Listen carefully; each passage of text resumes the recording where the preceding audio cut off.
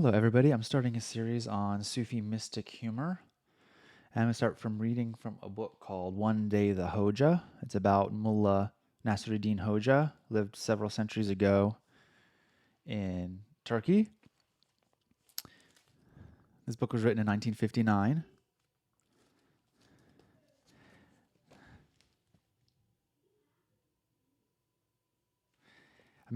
A wandering mystic. So anyways, I'm going to read the introduction today for part 1 of this series. Seriously speaking, Nasruddin Hodja, or simply the Hodja, needs no introduction. To us, such an attempt appears to be a very silly thing indeed. But we have to remember that this book is written for readers who are not yet members of the fraternity, who need no introduction to the Hodja. Anyway, we owe it to the vulnerable teacher, of whom you will hear shortly, to increase the membership of that fraternity.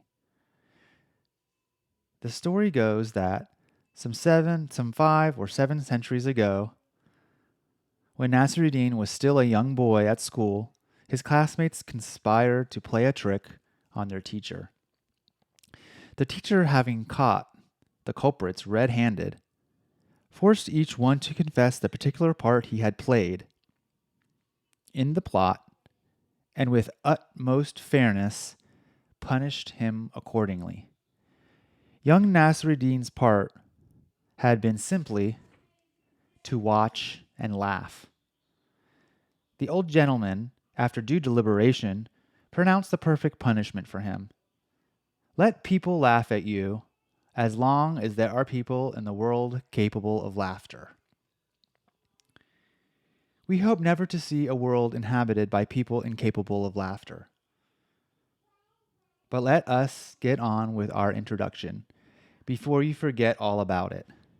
To say that all the stories currently attributed to the Hodja have truly originated from him would be an exaggeration. Since many of the historical personalities mentioned in various stories are known to have lived centuries apart. It may well be claimed, however, that all the stories attributed to the Hodja can easily be, as certainly most of them are, a product of the collective humor, the philosophy and the mind of the Turkish people. You have only to mention the name of the Hodja, and every Turk worth his salt will get ready to laugh. He has not at least doubt that he is about to hear a story which will appeal to him. Even the stories that may sound dull to others invariably have something appealing to a Turk.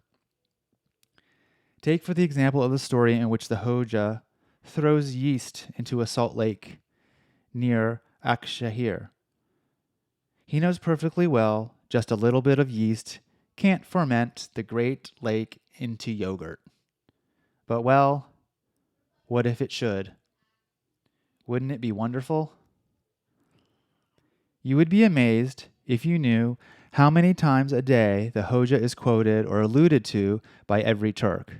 There is certainly no instance in daily life but a Hodja story exists, readily to fit the occasion. There are only a few established facts about Nasruddin Hodja.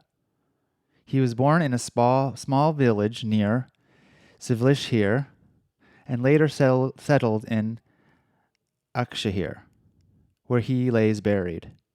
But his grave has an iron door with a huge padlock on it. But if you intend to pay him a visit, you needn't be discouraged by the locked door. There are no walls around his grave. That'll be it for part 1.